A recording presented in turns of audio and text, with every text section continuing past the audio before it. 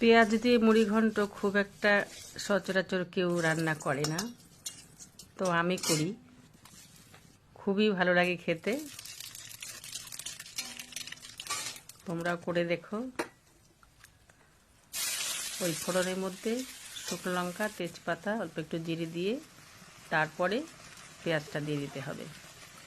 একটু পেঁয়াজটা ভাজা ভাজা হলে তারপরে আদা বাটা, জিরে বাটা, লঙ্কা আর একটু ধনে গুঁড়ো দিলে ভালো হয়।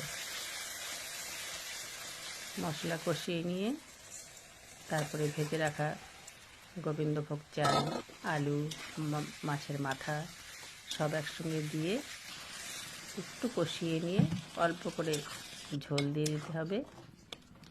এই প্রায় হয়ে এসেছে, এখন এটা ঢেকে দিতে হবে। মাথাগুলো ভেঙে টেঙে দিয়ে মিশিয়ে দিতে হবে। খুব টেস্টি হয়, খেয়ে দেখো, করে দেখো, আর ভালো লাগলে আমাকে বলো। নামানোর আগে অল্প একটু গরম মশলা দিয়ে দিতে হবে, একটু ধনে পাতা। ব্যাস, এই হয়ে গেছে, রান্না কমপ্লিট।